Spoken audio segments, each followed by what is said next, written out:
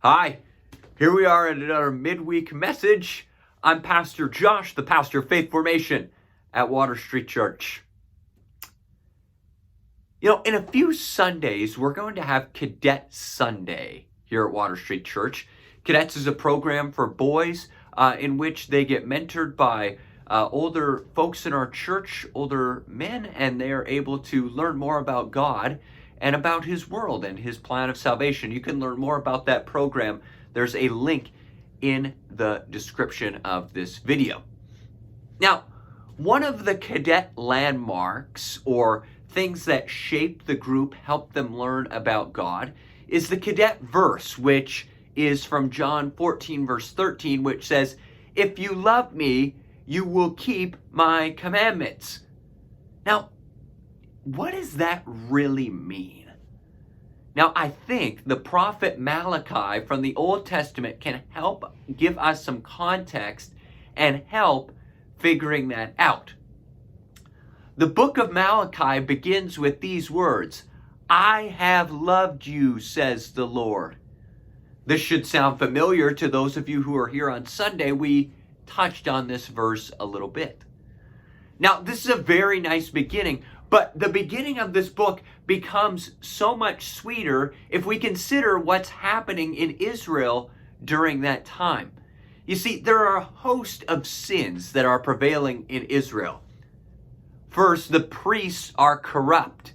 In Malachi 1, it says this, "But you have turned from the way, and by your teaching have caused many to stumble. You have violated the covenant with Levi, says the Lord Almighty." Okay, so the priests are corrupt.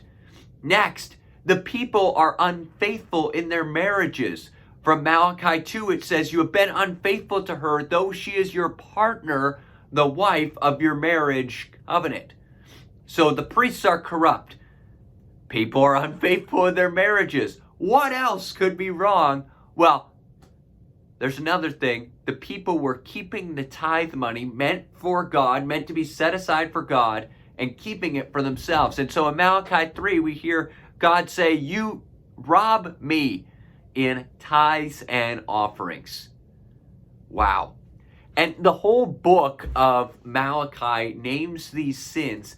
And I have to imagine that as the people hear these sins from the prophet Malachi, they would start feeling guilty. But here's the thing, the calling out of that sin, it isn't a guilt trip, but instead a deep yearning for God, from God, for His people to return to Him.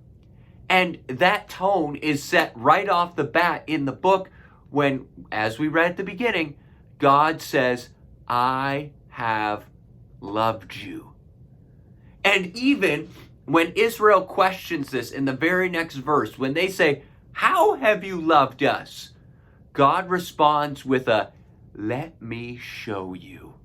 And God says in verses 3 through 5 of chapter 1, He shows how His love for His people over the centuries, He shows how He's been with Abraham, Isaac, Jacob, all of these people He has been with throughout the years, and that He has indeed loved His people, Israel. Now, was Israel in deep need of correction? Yes. And that correction was coming. This was a warning for that. But God precedes all of this correction with love. You see, the obedience of the people of Israel wouldn't be fear-based. It would be love-based. So, as I said, the book of Malachi lays out these sins one by one. But here's the thing. After each sin, God speaks into this with love. So after the unfaithfulness of the people of Israel, God says, "Has not the one God made you? You belong to me in body and in spirit." Wow, okay. After the tithes are stolen, God says, "Return to me and I will return to you." It's all in love. God's heart is love for his people. After all, John 3:16 doesn't start with God so hated the world. No, God so loved the world. Same is true for us. We sin against God, and yet God's response is love. And so what's our response to that? Well, in response to God's amazing love and grace, we obey his commands, just as John 14:13 outlines. But again, it's not out of fear, but in love. And that should shape our lives in profound ways. After all, we can love only because God first loved us. Have a great rest of your week, everybody.